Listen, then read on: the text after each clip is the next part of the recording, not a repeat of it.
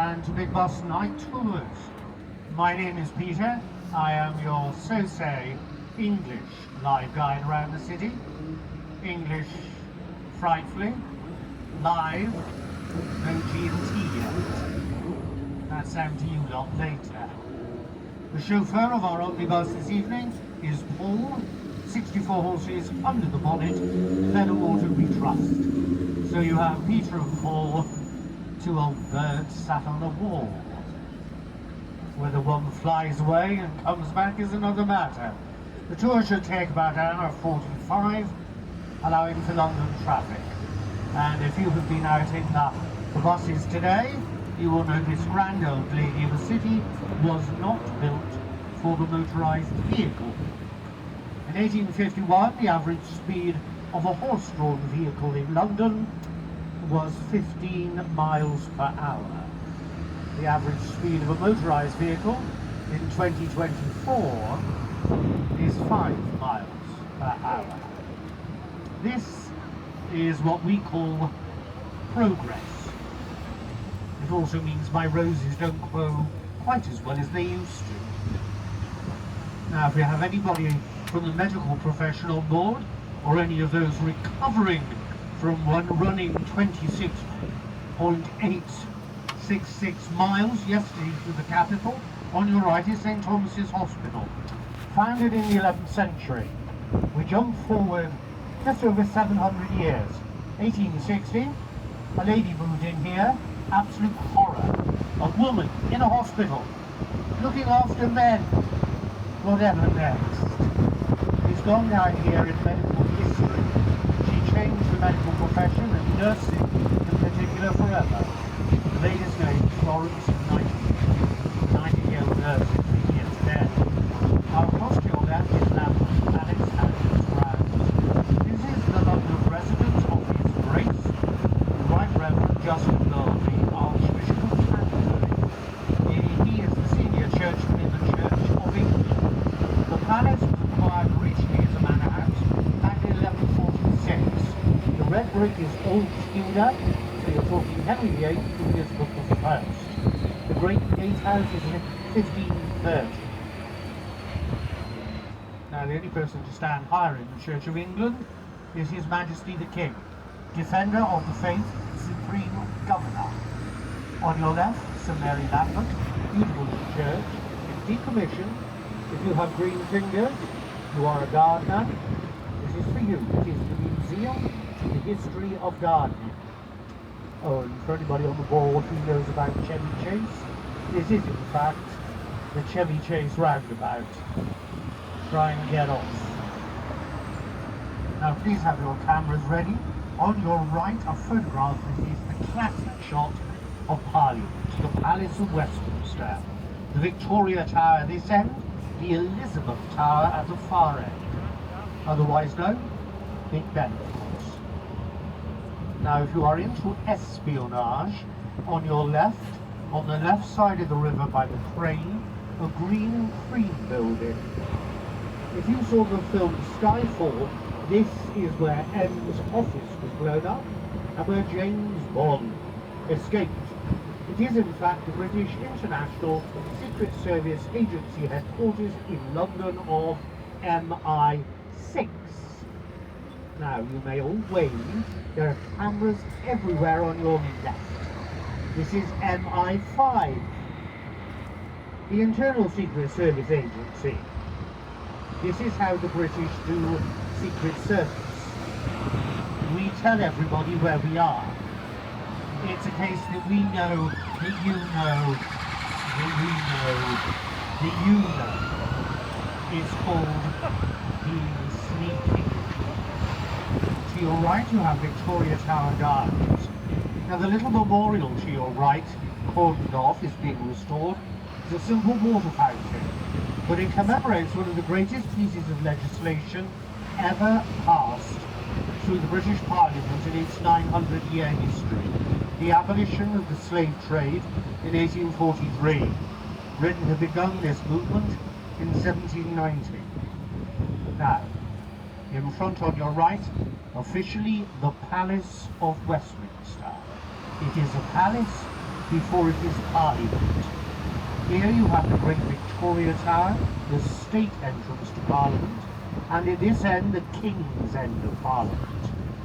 The palace, if you like. The House of Lords is on our right. This is the upper chamber.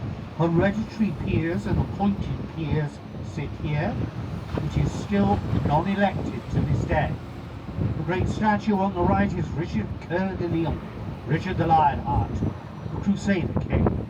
Through St. Stephen's Gate entrance on your right, the House of Commons, the elected chamber. Every 5 years we have a general election. We go to the hustings. At the moment, number 10 is a little confused.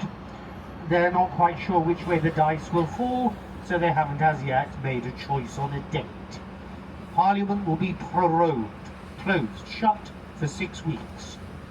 We may then have a new government, possibly. The oldest portion is on your right. This is the Westminster Hall. It's over 900 years old.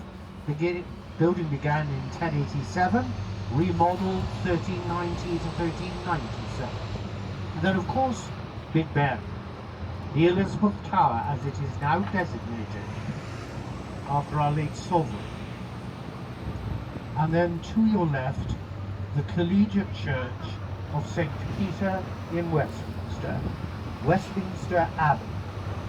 The Coronation Church, 40 coronations, including the King's, have taken place here in the Abbey. The earliest building is 604 AD. This was rebuilt to give us what we have, late 12th, early 13th century. You're taking photographs, turn to the right, left over your shoulder, a stunning west entrance view, and if you leave it till now, you'll get the great Tower of Parliament in as well. It's open every day for you to explore. It is Church of England, Protestant, it's High Church. You have a wonderful gallery that was opened to commemorate the late Queen's Platinum Jubilee as well. Some stunning things on display here. All the offices here are what we call civil servants, and that's the government. Those are the ladies and gentlemen in those grey suits behind our politicians who actually run the country. As we know, politicians just pop in and out every now and again. Now the building on the corner to the right, beautiful Art Deco, this is 1930. It is the headquarters of London Transport. So you're travelling on an omnibus. Our very first bus service in London, 1836. The Tube, 1863. And the first bicycle was seen in London in 1818. It was called a bone shaker. It had no pedals, you sat on it and ran. Now to your right you have St. Irvin's Hotel, a wonderful front of house bar here.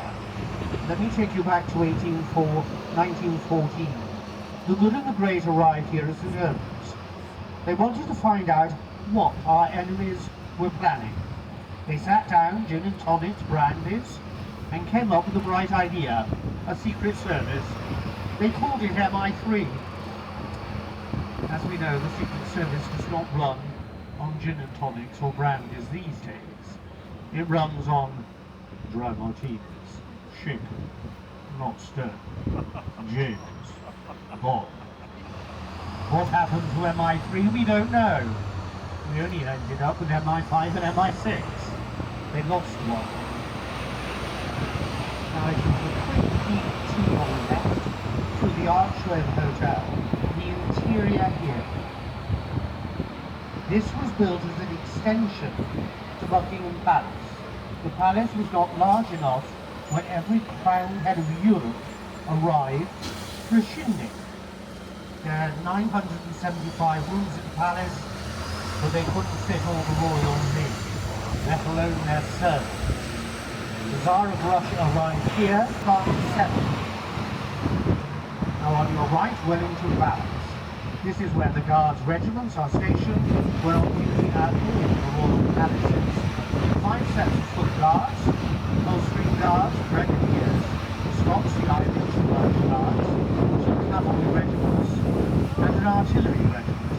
They are the King's personal regiments, the household divisions. Change of guard, Monday, Friday, Sunday, in the forecourt of the palace, and may I recommend you get here early. It's 11 o'clock, you need to be here by 10. And may I recommend you stand on the top steps of the Victoria Memorial in front of the palace. You can see over the heads of people crushed up against the railings. You get a better view. The palace will open later in the year, end of July, August. There are private tours of the East Wing at the moment. Ambassador's Court entrance on the right. Open every day for you to explore. The Queen's Gallery on your right. This is a continuous exhibition of works of art from the Royal Collection, the largest private collection in the world. There are 2 million pieces to it. If you like equestrianism or horse riding, to your right the indoor riding school. Beyond it, the Royal Mews, where all the horses are stabled and the carriages are kept. The gold coach, the diamond coach, the platinum coach, the Irish state, the Australian state, and the Scottish state. Of course, all travel by the royal family on state occasions is still done in horse-drawn vehicles.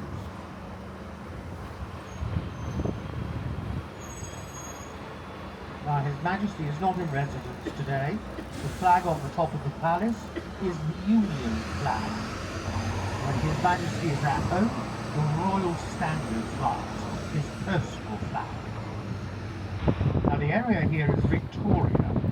Should you be pottering around here and you want to grab a bite to eat, the complex to your left has over 40 cafes, bistros and restaurants.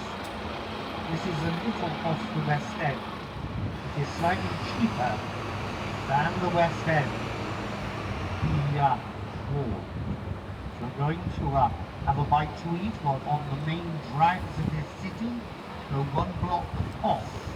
Don't be frightened, you don't bite, you won't end up on a spit or in the Tower of London. Stand to your left, beautiful theatre, Victoria Palace Theatre. Lovely statue on the top, Anna Pavlova, the great ballerina. Hamilton is playing here. Also down on your left, the Apollo Victoria, Wicked is playing. This is over 30 years at the West End. And here on your left, the Grosvenor Hotel. This is 1860. It was built by the Grosvenor family. You'll hear this name all over London. They are the most successful aristocratic family after the monarchy. They arrived in 1066 and they have kept their heads on their shoulders. Just. They have married very, very, very well. Now the area to our right is Belgrave. This is one of the most highly sought after residential areas in central London. This area has been owned by the Grosvenor family for over 400 years. The current owner is Hugh Louis Richard Cavendish Grosvenor. He is the 7th Duke of Westminster. He is 32 years of age. He is valued at £12.4 billion. Ladies, I'm dreadfully sorry he's getting married next month. But I will point out to you where he lives in London, so you can come along and look, just in case. Now the whole of this area was marshland. From 1675, they started to level it, fill it in. They were building a dock, St. Catherine's Dock by the Tower of London, all the landfill came here. So the earliest buildings we have left to us today are the little terrace of shops running on your left, the Red Brick. These are pre-1700.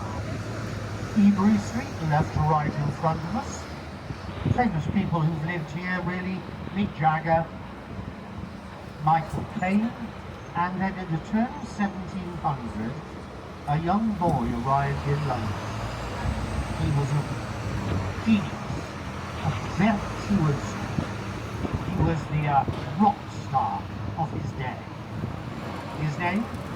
Wolfgang Amadeus Mozart. Bear in mind, that's what you went out on a Saturday night and danced to. You went and bopped at the court, literally. He started with the court and the king. To get home, he ended up playing in London pubs, literally.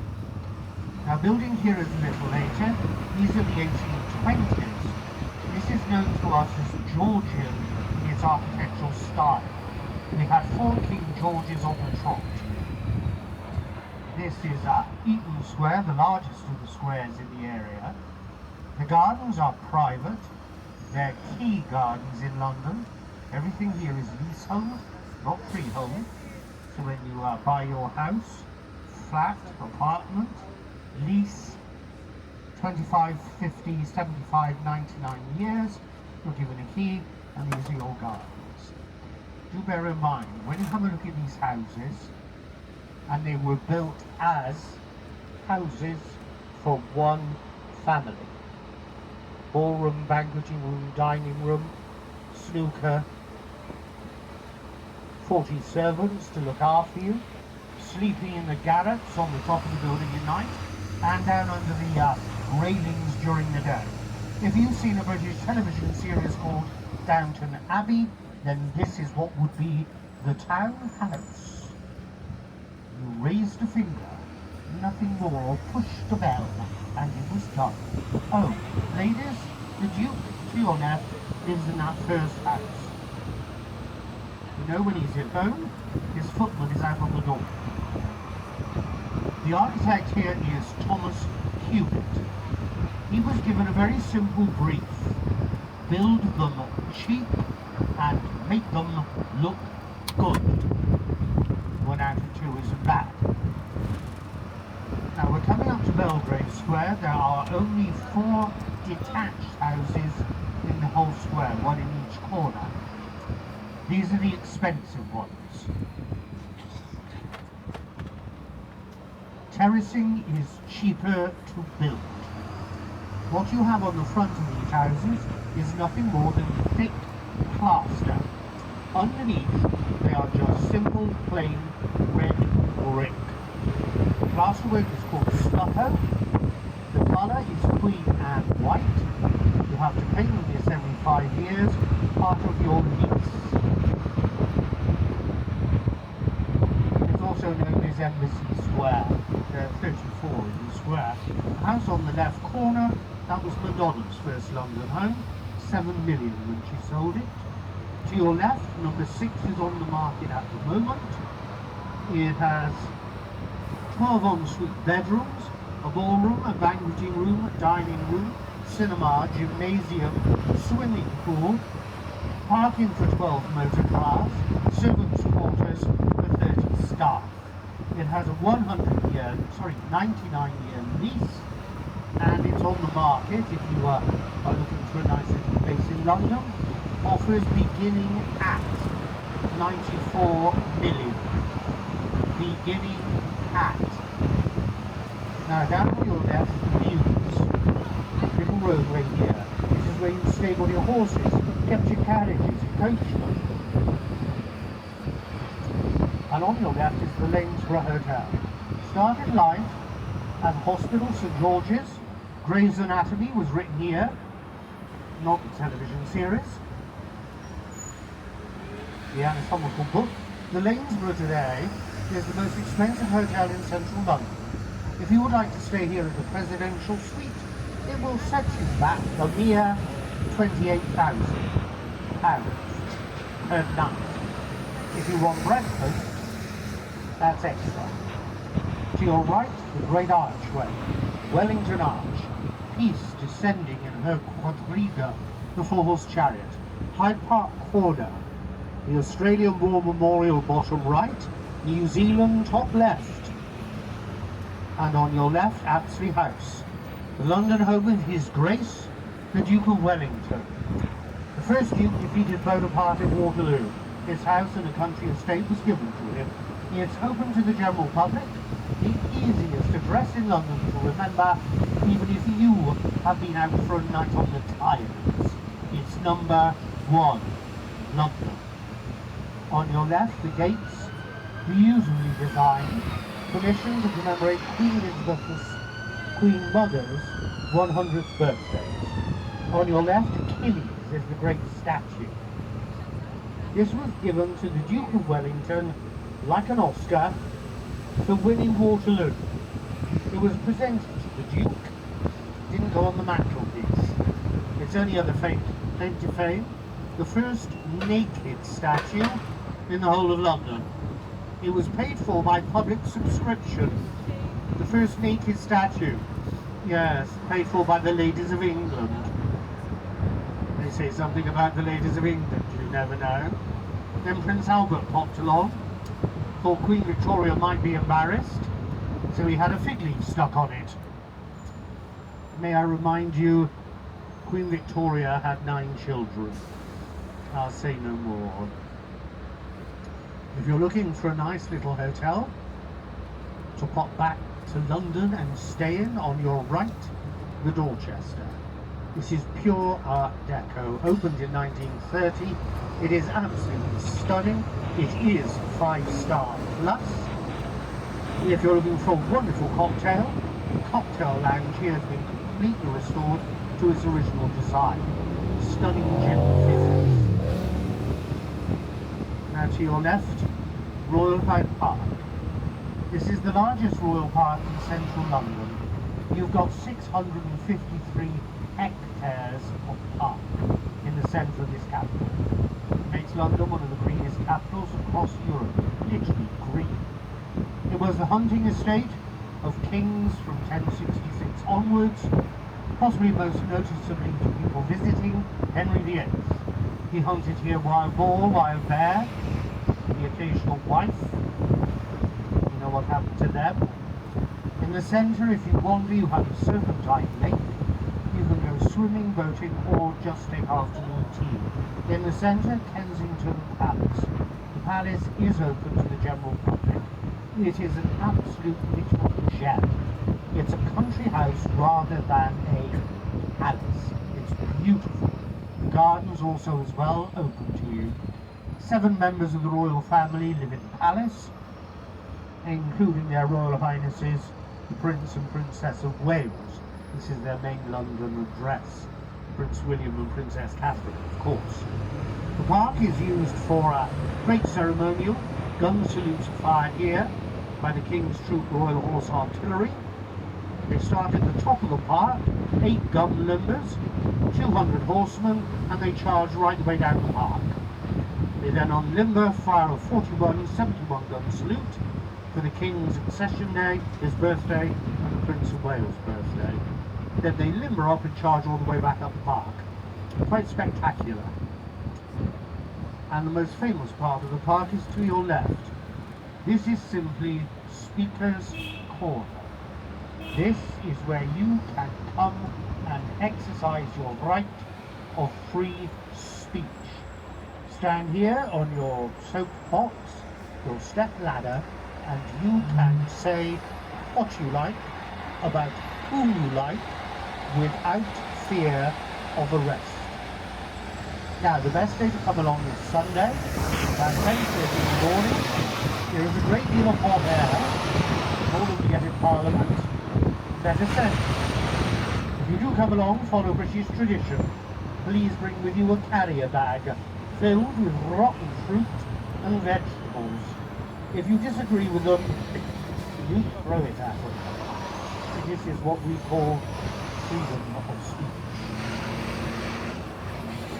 Now, taking you to the darker side of this city, the area to your right, it's rather decorative these days. This is called Tyburn. Now, the Tyburn tree stood here. For just over 800 years, this struck fear into the heart of any law-abiding citizen in this country. This is where we publicly hanged people, hung, drew, and quartered them. This was a party day out. You came along for a decent day's hanging. You didn't go out and play football.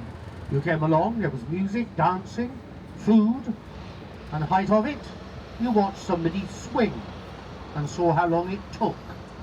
Please bear in mind, in those days, there were no trap doors. You were pushed off the back of a truck and left. And in those days in this country, you could be hanged for stealing a chicken.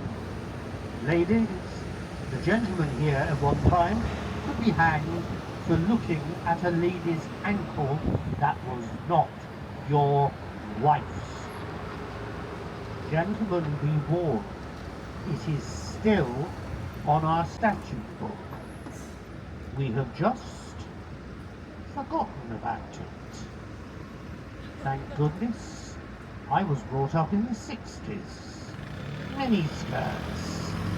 The gibbet stood to your left, at its height triangular, and we could hang 24 at one time. Now, for those of you who would like to help the British economy, directly in front, Oxford Street. Shopping. 3 miles of it. All the principal department stores of this country have their flagship stores here.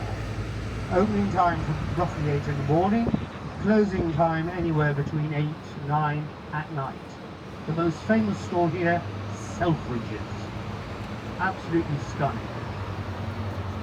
It is reputedly the busiest shopping street in the whole of Europe. Now this is Park Lane, simply the lane on the park. We don't like to confuse it. The houses on your left give you an idea as to the style. Yet again, built for one family. The house on the corner to your left, Ian Fleming's London home. The original author of James Bond. But who was James Bond? Was it Ian? He was a spy for the British in World War II. On your left, if you want to run around London like James, the Aston Martin showroom. $250,000 gets you a nice little runabout. Then try it in London traffic. And don't dent it.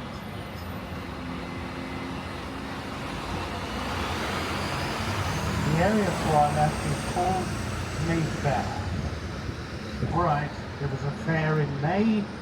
Yet again, we don't like to confuse ourselves, so it's Mayfair. The houses on your left are the 1890s, but to your right, the red brick. Gentlemen's townhouses, these are 1720 to 1750, typical of the period. This is a wonderful area to wander in the evening. Many residents here do not draw their curtains at night. They leave their lights on. We guides call this historical research. We have been accused of being nosy. I deny it. And for our American cousins, here in front, Little America. It's titled for nearly 300 years. The old American embassy to our right, now being converted into luxury apartments and hotels. The new one is on the river, up at Battersea. Building in front on the left was General Eisenhower's wartime headquarters, Supreme Allied Command in Europe, World War II of course. In the square, the garden itself, President Roosevelt was commemorated, a very great friend to the United Kingdom in our darkest hour in World War II, when this country stood totally and utterly on its own. Taking a reading further back, bottom left corner, number 9, John Adams' London home. The second President of the United States lived here when he was the very first American ambassador to the Court of St. James. Now that's after that little contretemps our two countries had when we were politely asked to leave. And you've been coming back ever since. Missing us, huh? Now for those on the open deck, if you look up, you have a problem. Trees. Should you exit the bus on a tree, please hang on. At 8:30 tomorrow morning there is another bus, and you can drop back in. Nobody will bat an eyelid, I can assure you. If you see anything hanging from the trees of London, it's deceased diamonds. I know, I've nearly been one on more than one occasion. Now to your right, if you really want somewhere to stay, the Connaught. This is 5-star. This is elegant, stylish, frightfully English, and understated. If you want to stay here, you have to be recommended by 2 previous guests to be of good character and your bank balance. Now the buildings on our right, this takes us really to 1880, 1890. If you have a careful look, all of the decoration on the front is terracotta tile work. This really became a symbol. You could decorate the front of your house from a catalogue before that Swedish company came up with the idea. Popular all over the country, not just in London. And to give you an idea as to what this area was like, up on your left you can just see the beautiful mansion house behind the gates and the wall. This is the last mansion surviving. It's now been preserved by Dunhill. And here, a nightingale sang in Berkeley Square, so the song tells us. Sadly, they haven't sung here for many years. Berkeley Square. This was laid out in 1820. The far side, where you see the motor showrooms, this was all bombed during World War II in level.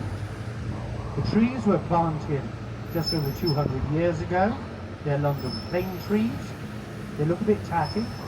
They've survived London pollution because they strip their bark constantly all year, not just once a year.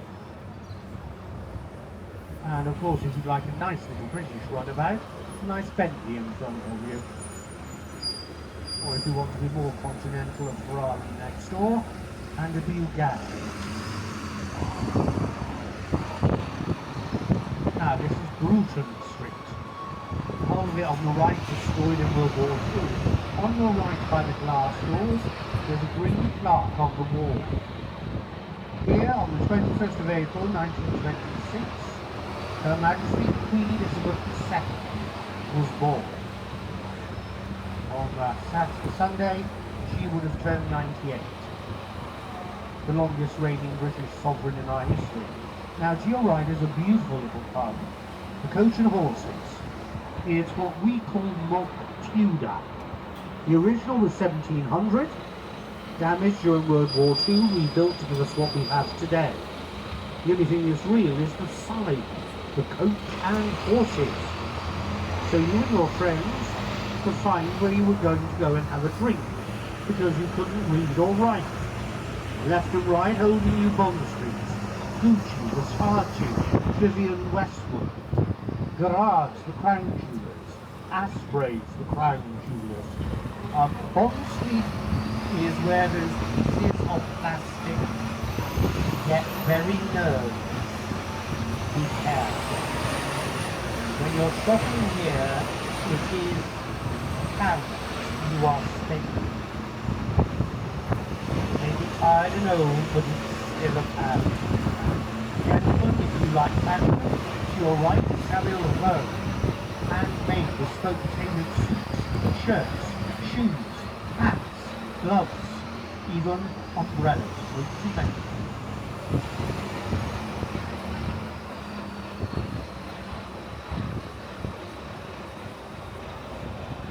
In front, running left to right, Regent Street.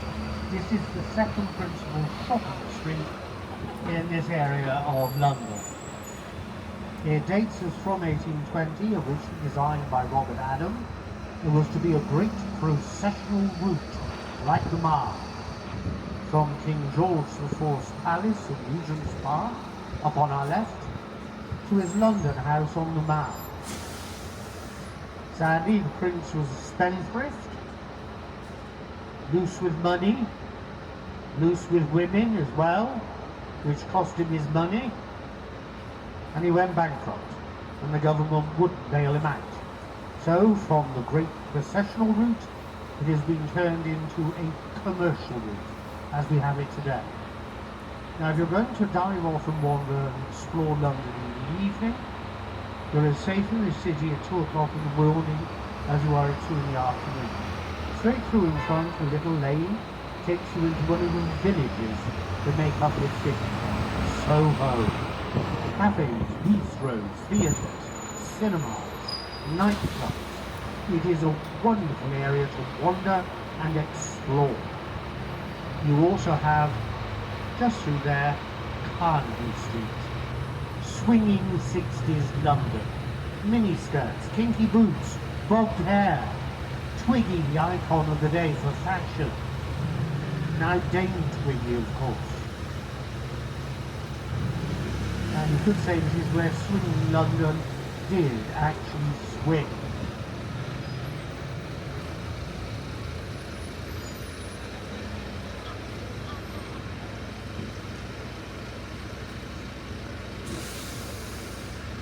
Now the whole of this great roadway was rebuilt really between about 1825 right up until 1930, giving us what we have today. If you look straight in front, the department store here, if you have chance, you can look right up at the top of the building. There is a wonderful sculptured decoration across the top. It depicts every nation that Great Britain has done business with and is doing business with. And if you look over the windows, there's a Buddha sat on top. Bronze all the way along. Now for children of every age, on your left, the most famous toy shop in central London, Hamley's Toy Shop. 7 floors of toys. 1760 this was established, Noah's Ark. Now there is one floor here dedicated to one young man. You can come along here and play Quidditch. Harry Potter. Just don't use the broomstick outside the store. Part of your anatomy may get bruised. There's also another department in there which is awfully, frightfully pink. Barbie. Now if you like music venues in London, slightly unusual ones, then down on our right, the roadway, at the bottom is a police station. On the roof of this police station, in 1969, 4 young men played a gig. This is the last time they ever played together. They were stopped by the police for making too much noise. They've gone down in history, the Beatles. And may I remind you, the Beatles were only around for 10 years. That's all. If you like David Bowie, then down through on our right, this is where the photo shoot took place for the Ziggy Stardust album cover. Lovely place for cafes and bistros as well. As I said, 1 block off the main drag of this road.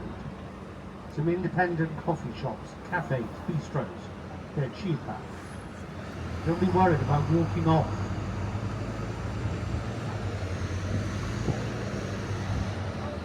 Soho through on the left. An unusual name, Soho. Part of the great hunting estate at one time. To start the hunt, your huntsman shouted, "Tally-ho!" To end the hunt, they shouted, "Soho!" So, home. Literally. Now the great sweep of Regent Street. It's quite stunning in its architectural style today, but it must have been quite amazing originally. If you look up at the top of the first floor windows, there are balustrades, wrought iron, all the way along.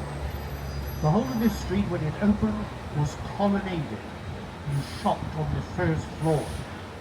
Why? Very simply. Ladies, remember your fashion. Dresses to the floor, 7 or 8 layers of petticoats, hair piled 1.5 feet high, silk, satin shoes, corsets, 18-inch waists. I did say 18-inch wastes, and 50,000 horse-drawn vehicles in London. On a warm summer afternoon, this city was very aromatic. And I don't mean Chanel number 5.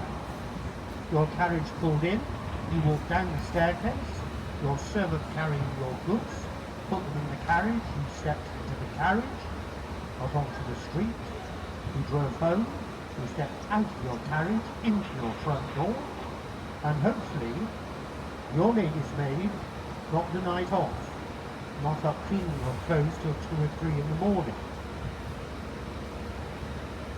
And then they slowly began to alter and change. Now today, we try and save what we've got.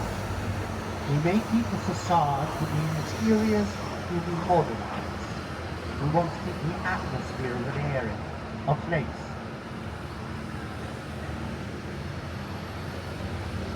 Now in front of you, do get your cameras out, on one of our most famous meeting places, Piccadilly Circus.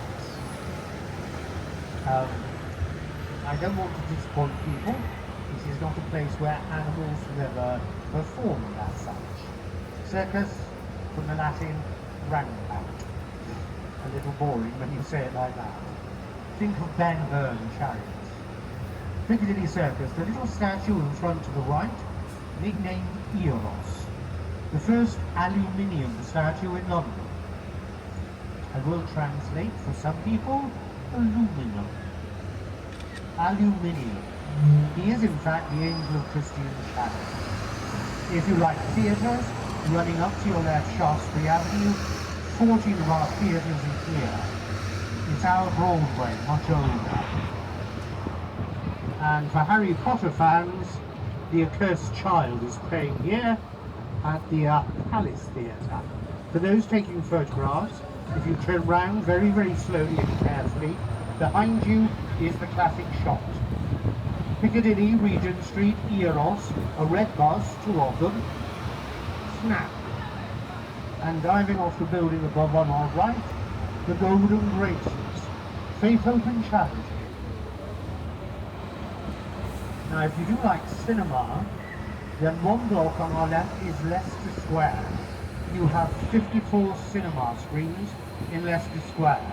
And if you're a Harry Potter fan, the Odeon Leicester Square at the end to our left, from 20 millennium to 2011, is where every Harry Potter premiere took place. The theatre to our left, the second oldest working in London, Theatre Royal Haymarket, while to your right, one of the longest running shows in the West End, Phantom of the Opera, 40 years. It's frightening to think about it. The longest running musical in the West End is Les Miserables, the Glums as we know it. That's over 40 years. Pall Mall, left to right. Now do keep your cameras handy. We're coming into really the principal meeting place in central London, and that is Trafalgar Square. Now across to your right is Oceanic House. In 1912 you would have come here to book your cabins, your luxury cabins first class, on the most modern liner the world had ever seen. Sadly, New York is still waiting for us to arrive. You can book your tickets for our events spectacular.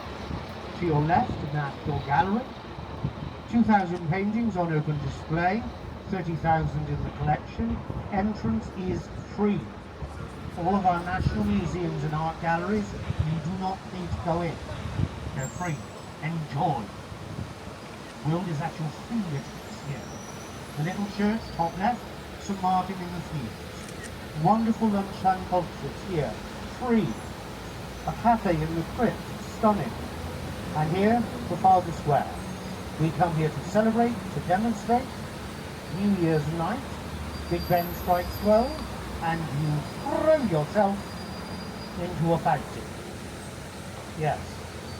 Dominating the square, of course, Nelson's College.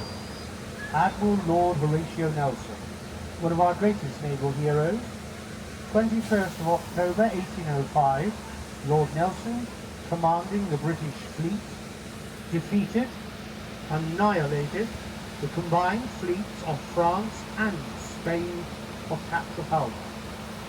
Gave the Royal Navy supremacy over the seven seas really for just on 100 years. Tragically, Lord Nelson was shot, died of his wounds in battle. He was buried at St. Paul's Cathedral. And the great lions at the base, bronze, made out of the captured cannon from the French and Spanish fleet, designed by Landseer. Now, he's better known as a painter rather than a sculptor of animals. And if you have a look at them very carefully, anatomically, a lion cannot sit like this. It's impossible. There were not too many lions in London in 1851. We had one. It was old, tired, moth-eaten, and it dropped dead. So Landseer had to use his imagination. So he used his Labrador dog. He stuck a lion's head on it. That is why a lion cannot sit like this. It's a Labrador. Woof!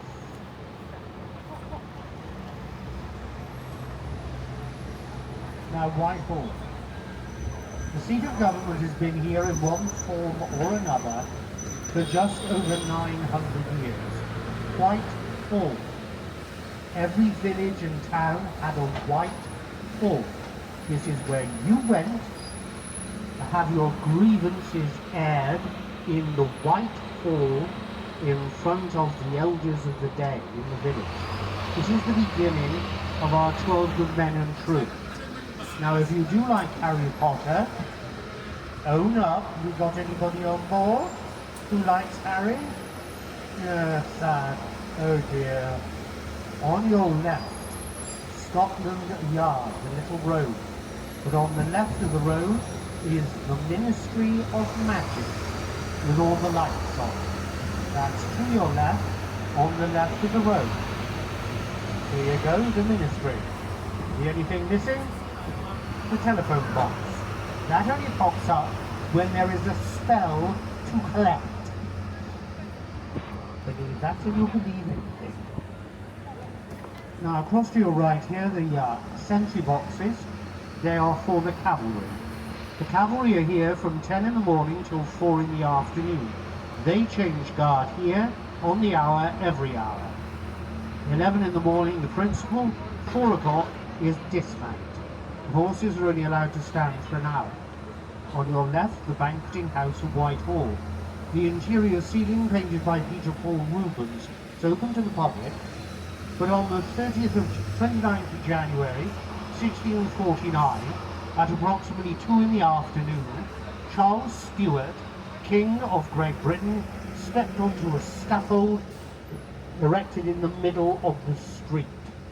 And with one swing of the axe, we removed the king's head. This country became a republic, a commonwealth. 11 years later, we replaced King Charles I with his son, King Charles II. Now to your right, behind the wrought iron gates, you have our principal Minister of State's London residence. The official title is the First Lord of the Treasury, although they have been nicknamed for 300 years Prime Ministers. There is no such official title in this country. It is just a nickname. Mr. Rishi Sunak. So down to your right is number 10. It's on the right side of the road. It's got a little light over number 10, the main doorway. For 300 years, our First Lord of the Treasuries have been here, Prime Ministers. The white light is number 10. In the middle of the road on our right is the most important war memorial in this country. It is the cenotaph. It commemorates every serviceman and woman from Great Britain and every Commonwealth nation, 54 of them, who have given their lives in the service of their nations since 1914. It was to be a temporary structure, and by the time over 100,000 people in 1919 come and paid their respects, it was decided to make it permanent. Now, down to your right is King Charles Street, and here, if you would like to go and see Churchill's cabinet war rooms, the underground bunkers, where he directed World War II, they're here, open to the public. If you have chance, do go. They are brilliantly restored. Some of it was just left there when they shut the doors 6th of May 1945. Many people don't realise just how close this nation came to having to surrender in World War II. At one point, we were down to less than 2 months' supply of food for the whole of the population. We were being starved out. Also, after Dunkirk in 1940, an absolute miracle occurred then. We got an army back, but we didn't have a gun between us. They were all left on the beaches of Normandy. Artillery, rifles, everything. Go and have a look. It really is an eye-opener, even to somebody like myself. I love history. I'm not exactly a professor of history, but not far off. But to actually see what happened and how close it came makes the stories my parents told me even more real to me. Now, in front on your left, the Palace of Westminster. In this building, and the buildings previously, 900 years. What's happened in here has changed not only English, British, but has changed world history and influenced it. They do guided tours. You need to book in advance. If you do go, please be aware of the security you will have to go through to get into Parliament. And when you look at the building, it's stunning, a little fairy tale, magical should we say, this Victorian romantic Gothic, but the inside makes the exterior look absolutely plain. I can assure you. Our system is archaic, but it works. Just. Cameras, our most famous clock tower. The Elizabeth Tower after our late sovereign. So Victoria at one end, Elizabeth at the other. Now, it was silent for 5 years, huge restoration work. Palace of Westminster and Big Ben are sinking slowly. Big Ben is already out of the vertical. So they put a concrete float platform underneath. They've added new stonework all the way on the front of the building. They've strengthened the interior core of the tower as well. They completely took the clock mechanism to pieces. No Big Ben in London for 5 years. You knew something wasn't right, but you weren't quite sure what it was. And then Big Ben started chiming again. Big Ben is still hand-wound to this day. It only loses 1 minute a year on Greenwich Mean Time. Not bad for a clock. It's been running in London for well over 150 years. And tonight on the top of the building, the Ayrton light is lit, and that means our politicians are still at work. Queen Victoria had that light put up there. She didn't trust her politicians. She wanted to know when they were doing their job.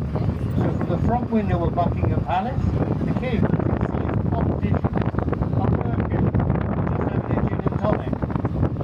To your left, the eye. It sums up this city. You've got Parliament to the left, working for 900 years. Across on the other side, you have the London Eye, Millennium Wheel, built on a pontoon in the middle of the river, supposedly up there for Millennium Night. It got stuck. They had to put it all the way down again. It came up a week late. We've had 2 millennia in London. I'm still trying to work out my actual age, but there we go. And if you are taking photographs, if you turn around very slowly, behind you is the classic shot at night of Big Ben, the Elizabeth Tower, and the ghastly lamps of Westminster Bridge. Yes, we've still got 2,000 gas lights around the centre of London. If you go around Buckingham Palace, every one of the lights around the palace and in St James's Park, they're all gas lit. And we have literally have a gentleman who goes round to trim the wicks, even today. Now across to your right, the modern structure is or was the original Eurostar terminal. Do bear in mind, from London to Paris, 2 3/4 hours by train, through the Channel Tunnel, 22 miles under the English Channel. If you're going to Edinburgh, it's 4.5 hours. It's quicker to get to France. And you can do it in a day. There you go, London, New York, Paris, and you've done it. Cross the pond, or several ponds to get to it. All the buildings here were once government offices, but that was for the Government of London, the Greater London Council. 32 boroughs make up this great city, that pink blob on a map you see. Now please have your cameras ready. As we cross the traffic lights to your left, you'll get a very good shot of the Eye and the Jubilee Gardens. Now the London Eye was supposed to be a temporary structure. It's what we call temporary. It's been here for 24 years, as opposed to 1. And you can book an individual pod if you want to celebrate an anniversary. They will have a guide there for you, they'll provide champagne, etc.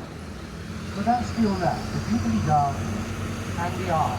You'll need to angle your camera up to get the full effect of the night sky. And from here, running all along the river, the South Bank. The South Bank Centre. You have cafes, bistros, some beautiful riverside pubs. You have the concert halls, the National Theatre, and William Shakespeare's rebuilt Globe Theatre. They do guided tours during the day.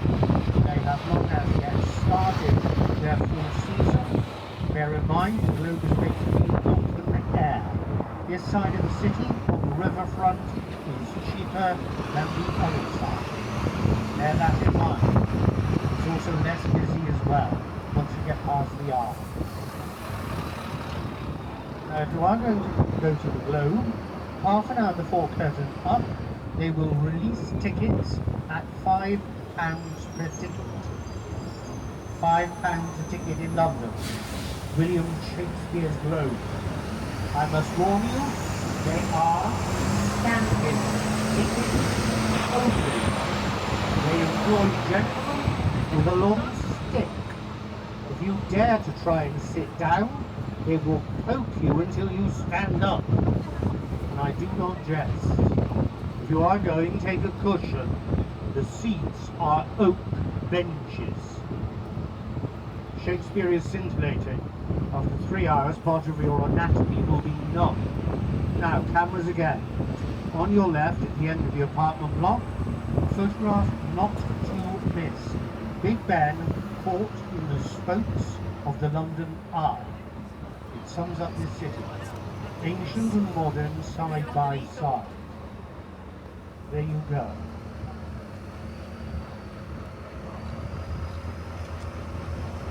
The new and the old. Now the National Theatre is on the right, 3 theatres inside, Liverpool, Hotterslow, Olivia, continuous left here. Please have your cameras ready again, and may I recommend you put it on to moving. Now when we get on to Waterloo Bridge, the Ladies' Bridge, completed in 1942, to your left, start with the London Eye, do a panoramic sweep from the eye to Parliament, and then take it all the way down the south bank, north bank in front of you. So you'll go past Scotland Yard, the Ministry of Defence, the Great Liberal Club. You've also got here Charing Cross Railway Station. You come to the Great Savoy Hotel. On your left is 900 years of government, monarchy, politics and power. It is the city of Westminster, not London. You haven't been anywhere near it. Now, if you go in front to the right, you have Somerset House, illuminated. Run on down the embankment, the great dome of St. Paul's Cathedral, and you come here to the skyline of the city of London. It is the same size today as it was in AD 43, 1 square mile. That is it. That is all London has ever been. That pink blob on the map you see called London is Greater London, 500 villages and towns, but the city is a square mile, as laid out in AD 43. Now, if you like theatre, then in front really runs you through into the West End. Beyond the Lion King, playing the Lyceum Theatre in front, beyond that, you have Covent Garden. Made out in 1620, a wonderful piazza. Not pizza, piazza. The Royal Opera House is there. London Transport Museum, a wonderful marking for you. Brilliant during the day and in the evening. Oh, the Lyceum Theatre. Bram Stoker was the front house manager there. You know, the gentleman who wrote that nice little bedtime story, Dracula. Top left, the oldest working theatre in London, Theatre Royal Drury Lane, playing Frozen. Now if you go to this theatre, you may get more Frozen than you think, because it has a ghost. The great gentleman who walks at the back of the dress circle during the interval. Doesn't miss a show. So you'll get more than just Frozen from Frozen.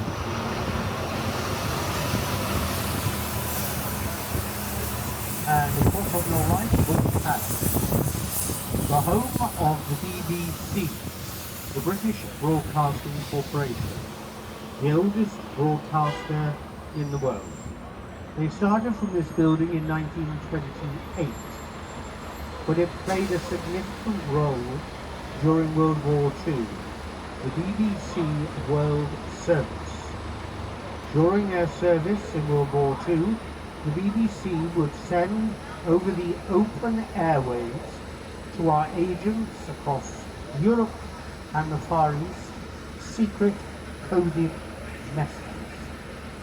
And to warn them something was coming, the broadcast program always began with a very simple phrase.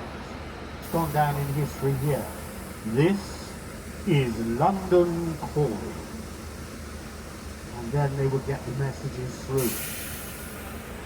Coming up today, beyond the buildings in front, the London School of Economics, whichever you prefer. President Clinton was here for a while, so was JFK, Mick Jagger as well, also David Bowie, though he went on to the London School of Art as well. And if we have any of our Australian friends on board, then across to your right, Australia House, the High Commission of Australia, Commonwealth nation, one of our oldest. Embassies are for every other nation in the world, Commonwealth, High Commission. But this was used as Gringotts Bank in Harry Potter. You only have to look at the great gates, the statues on the front, all illuminated. And Mr. Potter is everywhere. On our right, St. Clement Danes, beautiful church by Wren. The damage on the wall to your right is shrapnel, bomb damage of World War II, left as a reminder to us. To your left, the Royal Courts of Justice, Civil Law, the Appeal Courts are here. 10 years to build, This is Gothic revival. You can go in and listen to a debate. If you go, of course, our legal teams are still in periwigs and robes. On our right, in the mauve temple bar, on top the great dragon, the phoenix, the symbol of the City of London. You are now in the square mile, the city. 2,000 years old, thereabouts. We can date it back to 1500 BC. To your right, black and white, Prince Henry's room. Predates 1666, the Great Fire. And he is the most famous of the Great Fires London had. Today, London is still one of the great financial capitals of the world. Across to your right, one of its oldest banks. 1672 Hawes Bank opened.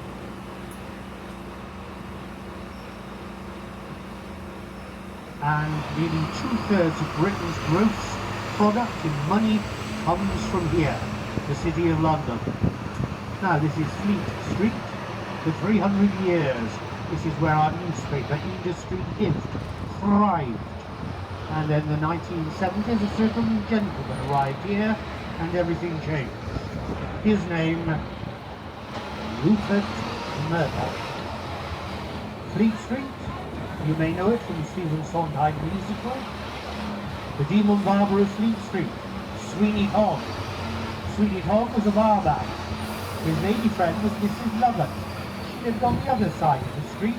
She made pies, but she couldn't afford to put the meat in the pie. So she and Sweeney came up with an idea. She said, "I'd like a shepherd's pie, please, today." Sweeney the barber waited for a shepherd. "Come in and have a close shave, sir." Slit his throat, popped him in the basement, boiled him, mixed him, some nice herbs and a bit of gravy, nice piece of pastry on the top, a real shepherd's pie. My love. So of course you want to rinse the shepherd's pie down with something. So on our right we have the Punch Tavern. Lovely pub. This was known as the Gin Palace. Gin. Geneva. Mother's ruin. Pop along here in the 1790s and you could buy a pint of gin for 1 penny. 2 pints of gin, 2pence. And you're on that slippery slope. Mother's ruin. Now this begins to take us really into the heart of the old city. 55 BC, a famous Roman popped over to see us. Julius Caesar couldn't stand us. Thought we were barbaric. Times haven't changed. He didn't like us and he didn't stay here very long, just a year. And then he left us to our own devices. In AD 43, the Emperor Claudius returned. Different kettle of fish. He wanted what was under us. Gold, silver, minerals. And the Romans stayed for 400 years. Londinium was laid out. A great trading port. The financial capital. Up until the mid-1970s, London's port was the busiest port in the world. As I said, we found a settlement here dating us back in this city to 1500 BC. Down on your left, the Great Bailey, the criminal court of the country, yet again open to the public. The city expanded and expanded. By the 1850s, it was the largest city in the world, 7 million population. It is only 8.5 million today. And at its centre, since 604 AD, has been a building on this site. This is the most glorious of all of them, Christopher Wren's masterpiece, St. Paul's Cathedral, the 5th religious church on this site. Rebuilding started here in 1675. They finally finished in 1713. The Great Hall is the bell in the bell tower. The other one is a false one to balance. It's Portland stone. Lord Nelson is buried here, the Duke of Wellington. It's Protestant. It is open for you to explore, and I do recommend you go. It is glorious. From the crypt underneath, but if you have a decent head for heights, you look to your left, behind you and up, you can stand on the top of the dome on the outside of the Golden Gallery. 365 steps to get you up there. Good legs, good lungs, but the trip down the banister rail is exhilarating. Just hold on. And putting it quite bluntly, it's a miracle this building is standing. When you consider what London, as with the great cities across the whole of Europe, faced in the devastating bombing raids of World War II. In 1940 in particular, London was subjected to what is now called the Blitz. That was 67 continuous nights of bombing. The flames of the fire, like the Great Fire of London of 1665, could be seen on the continent. The city burned. So what we have left is a hodgepodge. What we do have left are the streets you are driving on. On this road, we know in 1588, Elizabeth I rode along. We've got a picture of that. It's a painting. Now, left and right you have Bread Street, we've just crossed Fish Street, we've got Threadneedle Street, Cooper's Lane, Bow Lane, we have Hatter's Court, Glover's Yard. The city almost tells you its history. If you want to potter it in one, we'll do so. Walk off these main streets. Behind these modern facades, you have got 18th century, 16th century, 15th century London still lurking. Prime example, at the end of this building on the left, there is a little lane. It is called Bow Lane. Bows and arrows. Up on your left, have a look. Gives you an idea as to old London itself.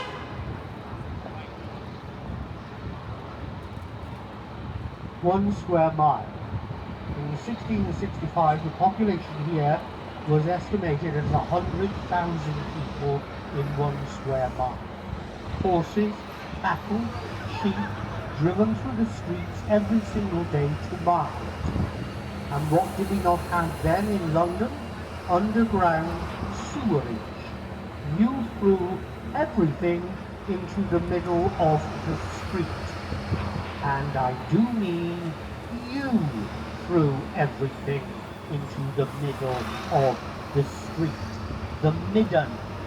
Somebody opened the window upstairs and shouted, "Heads below!" You moved very quickly. It wasn't a low-flying pigeon. And on a warm summer afternoon, this city stank. Gradually people began to die. Ring-a-ring-a-rosy, pocket full of posy, patty-shoe, we all fall down. The nursery rhyme of the plague, it raged. By the end of one summer, we estimate only 25,000 citizens were left. The rest were rotting in heaps and flavorless. Slowly, a severe winter, the city and its population began to revive. And then on the 2nd of September, 1666, at 2 o'clock in the morning, Mr. Farriner's baker's shop, the morning bake, went wrong. The cry went up, fire in the city. London's burning, London's burning. Fetch the engines, fire, fire. It burned for 4 days and 5 nights, fanned by an east wind, eastern trumpets. 30,000 homes, 58 churches, a cathedral, 10 palaces, a fortress, destroyed. It took 60 years to rebuild London. As I said, we rebuilt in exactly the same place. When Christopher Wren designed a classic London after the fire, Londoners said, no, I own this piece of land and you can get lost. This is why this city is not vehicle friendly, particularly six-wheeler buses. Now, have your cameras ready. To our left, the little roadway here, is the monument. This is where the fire began. It's open to the public. You can climb to the top. And when they take that top off, the golden orb, it becomes a celestial telescope. Robert Hooke, you may know him from Hooke's Law, Weight and Suspension. And you're now driving on our most well-known bridge. London Bridge is falling down. You are on London Bridge. Cameras to your left. The most iconic bridge over the river.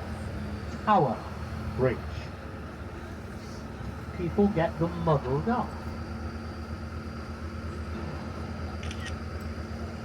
Now it's a bastille bridge, so in other words, there are two great drawbridges in the centre. They're just on 1,000 tons each, and they take 90 seconds to raise. The two great towers are open to the general public. They do have lifts, you can get right to the top.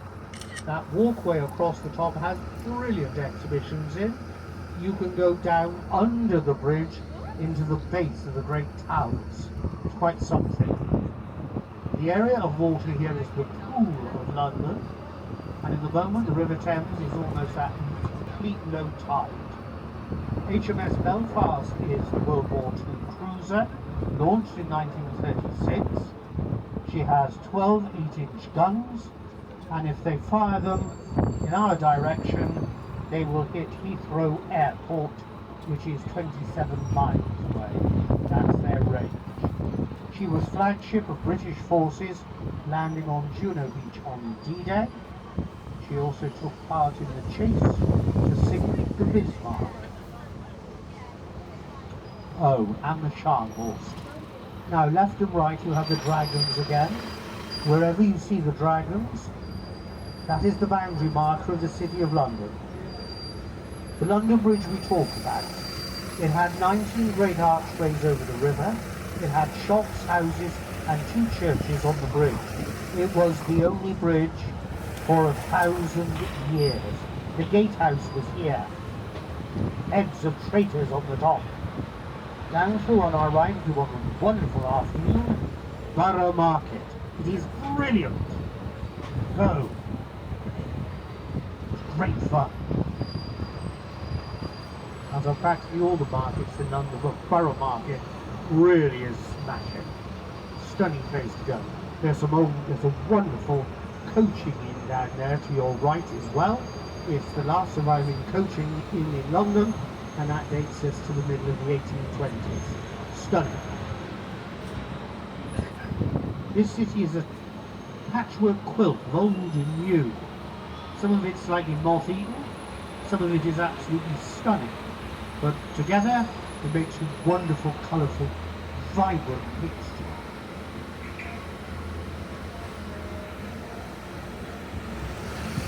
And talking of old and new, then above us on the right, the tallest building in Western Europe, the Glass Shaft.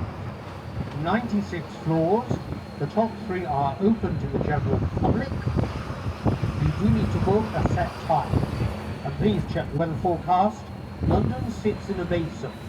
Consequently, no cloud, and the whole of the top of the Shard will disappear. Don't waste your money. Check up. Now the warehouse is on your right. Beautifully adapted and altered. This is how this part of the river looked for 10 miles on this side. The great warehouses. These are turn of 1680, 1700. They survived the Blitz. This was known as the larder of London. Foodstuffs from around the world, the globe, the empire. A prime problem target, as I may point out earlier, trying to starve us into submission. Across to your right, the little pub is a survivor, the Shipwrights Arms. This is mid sort of 1860, stevedores, mariners, it's a lovely place to pop into. There'll be a young lady on the front looks a little chilly. Of course, World War II, rationing was brought in. Food rationing. You were told what you could eat, how much you could eat, what we had, what you couldn't get. Every green place in the United Kingdom, including every royal park, every palace garden, was turned into growing vegetables. And rationing here went on until 1956. If you were a little boy in the early 1950s, you were very lucky if you got one bar of chocolate a week. Friday night you stood in the hallway waiting for your father to come home, hoping that he hadn't eaten half of your chocolate bar. I know, I was that little boy, and he did, and I still haven't forgiven him. Now in the 1850s, the British government decided they'd like to educate their population. So on your left, St Olaf's School, one of the earliest. A state school, elementary school. You went in at 5 and you came out at 14 and went to work. As simple as that. I knew my great-grandmother. She was born in 1863, and when she was a little girl, her parents had to pay 1 penny a day for any education, all according to what her father earned, was how many days they could give her to go to school. We take it sort of for granted. Now, don't miss a shot. We are driving over Tower Bridge. Some brilliant views of the city of London. It took 8 years to build, finally opened in 1896. One of the first steel trains, also an absolute sensation during its construction. Principal stonework was granite, the softest stone was porcelain. The old steam engine houses on the right, the steam engines are still there. You can see the cross girdering through the main windows. As I said, there are lifts getting to the top. Now, if you come to visit, ladies in particular, please be careful what you are wearing. 130 feet above you, on the gantry walkways, there are glass floors. Make sure you've got them on. They're clean, like your mother's. Now, to your left, a stunning photograph. His Majesty's Fortress and Palace of the Tower, 900 years old. Beyond it, the modern city of London. It sums up the great city, side by side.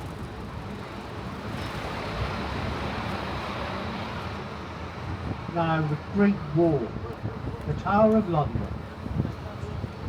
You have here on the riverfront, Traitor's Gate.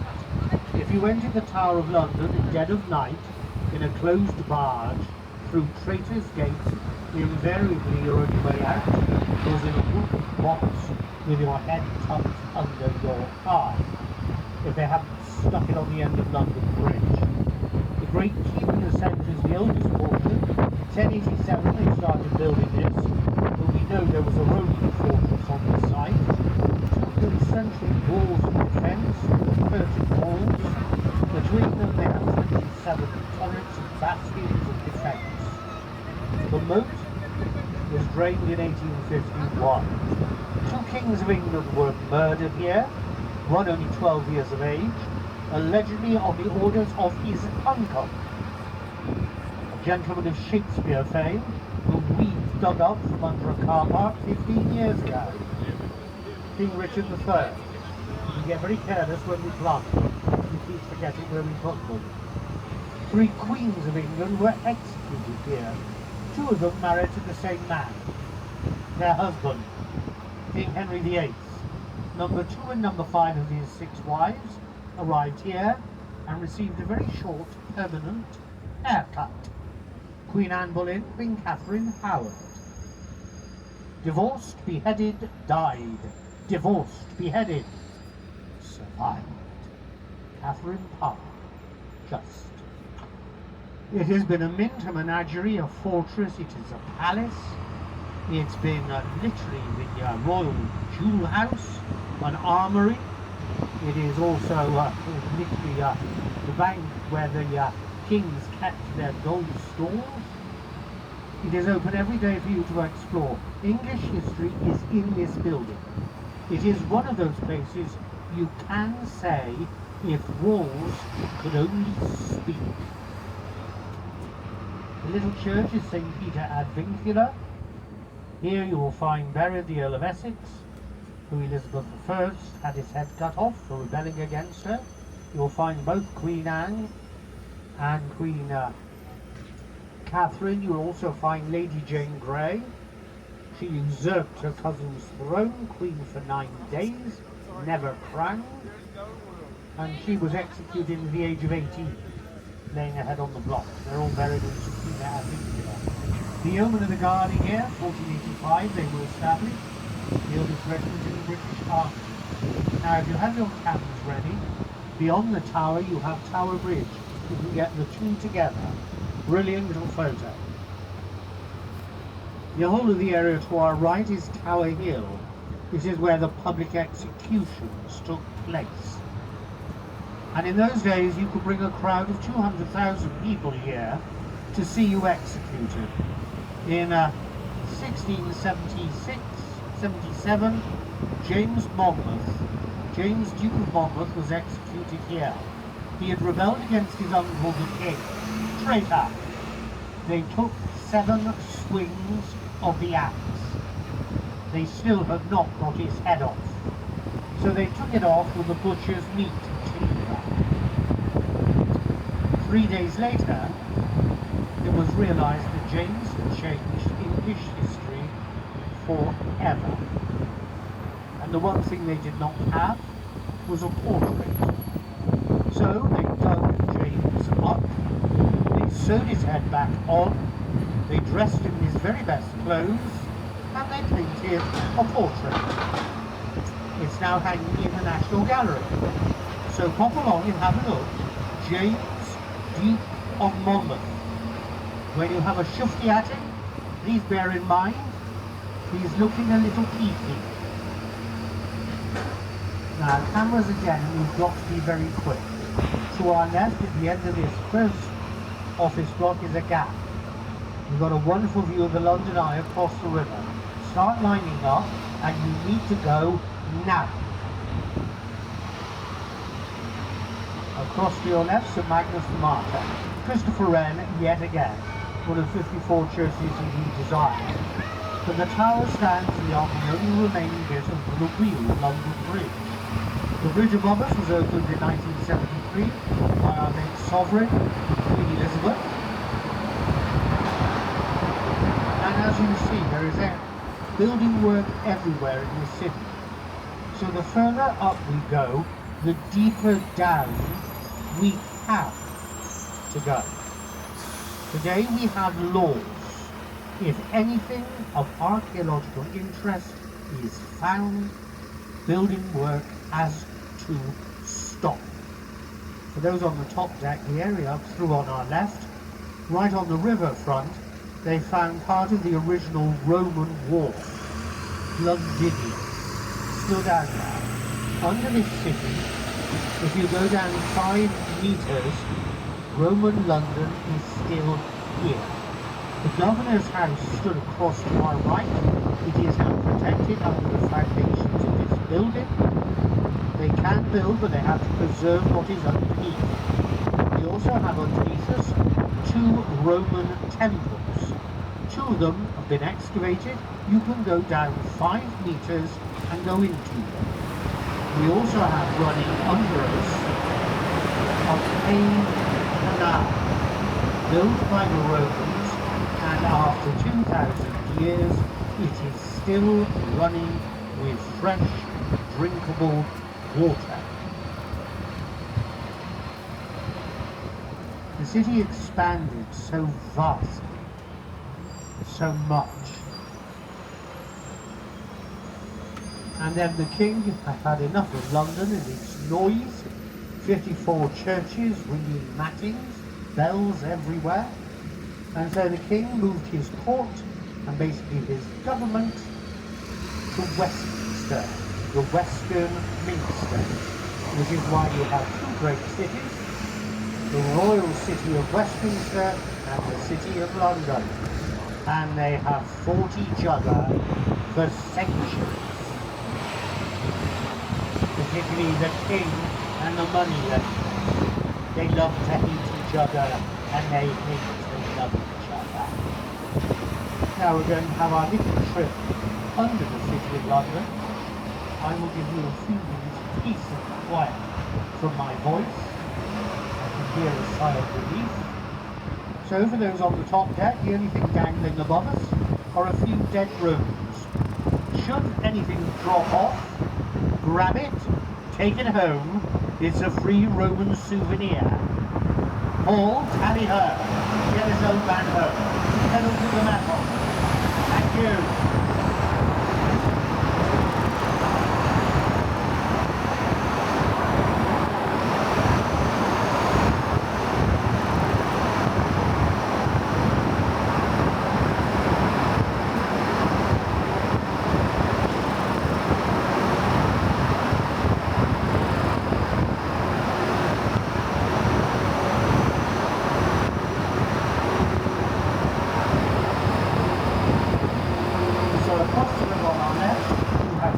Modern, it's built in the old 1930s back power station that is contemporary art. Yet again, open to the general public, free, only if there is a specialist exhibition will you be asked to pay a fee. And you can get from Tate Modern to Tate Britain by their own riverboat. Coming up here on our right is just a beautiful building. It is the City of London School, and it's the Great Hall. The school dates us right back to about 1560. A stunning building. Next door, the building is King Henry VIII, the Red Brick. This is Zion College. So this predates 1533. Damaged during World War II, and very, very sadly, when they rebuilt it, lack of money, they added this horrendous frontispiece, you can see. The stained glass was saved in the Great Hall where the library is. Across the river, if you've lost a container somewhere in the world, then Container House traces every single container in the whole globe. They supposedly know where they are. Supposedly.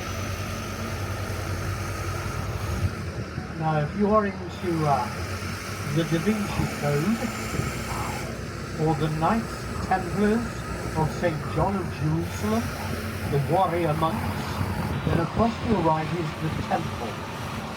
This is the real Da Vinci Code in London. The Knights Templars Church is here. They arrived in back 1125. It's circular, it's open for you to explore. It's based on the one in Jerusalem. But today this is part of our legal system, the temple. It is stunning, a beautiful garden, and medieval London up to the archway still exists. The Great Hall up on our right is where William Shakespeare performed Twelfth Night to Elizabeth I. We know him. We've left the City of London, the Great Dragons. On our right, illuminated, Astor House. This is used a great deal, or has been, in the filming of The Crown. It belonged to Lord and Lady Astor. Nancy Astor was a very famous political lady here. She was an American lady, and she was the first female of the British Parliament elected into office. She also was feisty. She took on anybody, including one very famous gentleman, Winston Churchill. Churchill and Nancy loved to hate each other. He was at dinner one evening at her house. Churchill so upset his hostess, she lost her temper. She stood up, looked at him across the dining room table, and stated very simply, "Winston, if you were my husband, I'd put poison in your coffee." Churchill replied, "Nancy, if you were my wife, I'd drink it." Their exchanges in the House of Commons were legendary. Now to your right, the Watergate Archways, Somerset House. This is where the River Thames used to be. All the way along on the right, every single building follows the original width of the river. What you are driving on is modern. At least, it is modern by London standards. In 1851, we had the Great Stink. The population of London by then was about 7.5 million people. There was one principal sewer in this city back then, and that was on your left, the River Thames. Anything and everything went into it. On a warm summer afternoon, it stank. You could set fire to parts of it by throwing a lighted torch in. Cholera, we lost 1 million people with cholera one summer. Something had to be done. Joseph Bazalgette was the engineer, and these great embankments, left and right, they started building in 1852. It took 10 years to complete. It has narrowed the river by a mile, which is why today we have the second highest rise and fall of tide on any river in the world. 30 feet between high and low tide, twice a day. The tide rate out is well over 12 knots. It is one of the most dangerous stretches of water in the United Kingdom. 200 people were pulled out of the river last year. Quite a few of them after a Saturday night out in London, when they thought they could walk on water. Please bear in mind it's tidal when the tide comes in. It's directly from the English Channel. It is cold.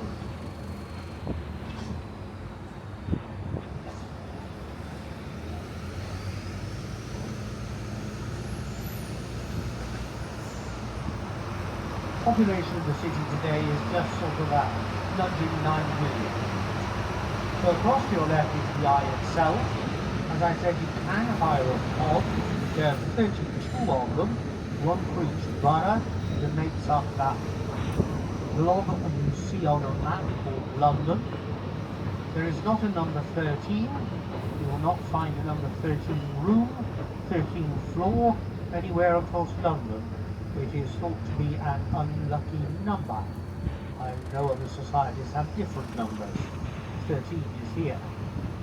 Close to our right we have the MOD, the Ministry of Defence. This is our Fort Knox, if you like, to a certain extent, but it's also where the Chiefs of Staff sit. Army, Navy and Air Force directed from here. Henry VIII's wine cellars are still underneath, from the Palace of Whitehall. Not open to the public, I'm afraid. To your right, coming up, New Scotland Yard, the oldest in the world, the police force. 1829 they were founded. Sir Robert Peel, Peelers, Robert, Bobbies. Let me put this into context. This is New Scotland Yard. On your right, being restored, Scotland Yard. This is where Sherlock Holmes would have come to meet Inspector Lestrade. There's a great deal of confusion about Sherlock Holmes. Even today, Sherlock Holmes gets over 2,000 letters a year asking him to take on cases. Now the Royal Mail here is very good, our postal service. They reply to every single letter received. Standard reply. Thank you for your inquiry. Unfortunately, Mr. Sherlock Holmes has retired now to the country where he is raising chickens. And if you don't believe me, write. I got a letter. Also in that building, the detectives tried to find, capture, bring to trial and hang JTR, Jack the Ripper. Now Parliament. Charles Barry is the architect, Augustus Pugin is the designer. Sadly, Pugin, after working with Barry, ended up embedded in the mental institution. Is Victorian Romantic Gothic at its height? As I pass the comment, it is sinking. This is all marshland, it's part of the river floodplain. and the Thames is now fighting back. The cellars here have been flooded at least 4 times this year already. It's a World Heritage Site. Consequently, when you restore a building like this, you have to restore it with exactly the same material it was first built with. You cannot use anything modern. Now, causing problems here at the moment is the roof. The roof looks fine, but it's not tiles, pottery tiles. The roof of Parliament is cast iron. It is built exactly the same as the hull of a ship. The ironwork into the stonework is beginning to rust, and the stonework is slowly exploding. Same as St Paul's Cathedral with the restoration that they had to do there. We are told that in 150 years, Big Ben will fall over. Now, to your right, Parliament Square. Commemorated here, we have Sir Winston Churchill. Immediately on our right, we have here Nelson Mandela, Mahatma Gandhi in the middle, and then one woman in the square. A very well-known suffragette fighting for women's rights to get the vote. To your left we have Abraham Lincoln. We have 4 more American presidents in London: JFK, President Eisenhower, President Roosevelt, and President Reagan. We also have an unusual one, George Washington. After 200 years, our American cousins thought we might like a statue of George Washington. Yes, I will quote George Washington: "I will never ever again stand on the soil of England." And you give us a statue. We had a hot air balloon ready. We can adapt. We're British. So when George came over, we flew over a ton of soil from Virginia. So in Trafalgar Square, George Washington stands on the soil of Virginia, on top of the soil of England. We can accommodate. Now have your cameras ready again as we cross Westminster Bridge. Down on your left, this grand old lady of the city knows how to dress for the evening.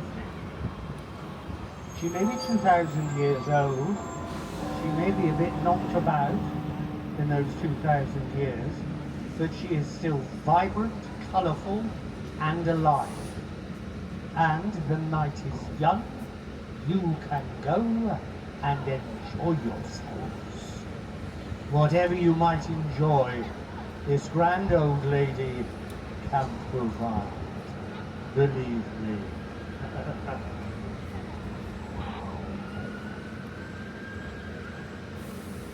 You will also have a classic photograph to our right as we cross the Bridge of Parliament and the Great Terrace.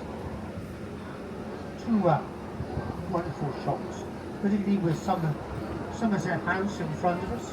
The building here was once the great government chamber of London. That's all 32 boroughs. The new City Hall is down by Tower Bridge. Also the great chamber here is now used as a theatre. So down to your left is grand old lady showing her colours.